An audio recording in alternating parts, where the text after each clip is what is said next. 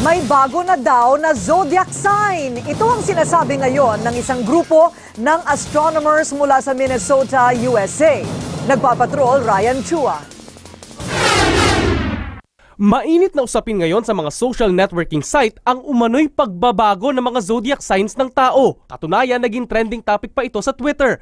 May mga nainis, meron din namang natuwa sa pagbabago ng kanilang zodiac sign. Ibinabatay ang zodiac sign ng isang tao kung saan constellation nakatapat ang araw noong ipinanganak sila.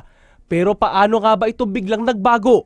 Ayon sa mga astronomers sa Minnesota Planetarium Society, nagbago ang posisyon ng mundo dahil sa paghatak ng buwan.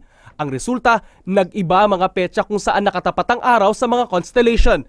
At dahil dito, nagkaroon na rin ng ika-13 zodiac sign, ang Ophiuchus. Nagalaw din ang mga petsa na katumbas ng ibang zodiac sign. Mula January 20 hanggang February 16 na ang Capricorn.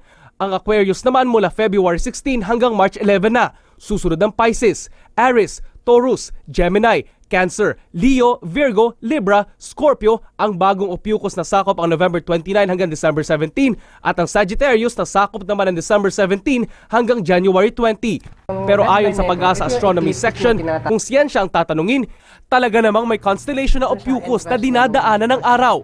Pero hindi raw ito kinikilala ng mga astrologer. Nasanay na kasi yung tao sa 12 zodiac constellation eh.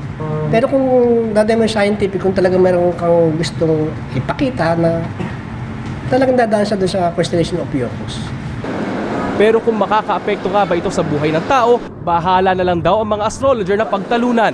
Ayon sa sikat na internet astrologer sa Amerika na si Susan Miller, walang ika-13 zodiac sign.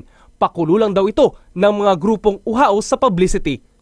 Ryan Chua, Patrol ng Pilipino.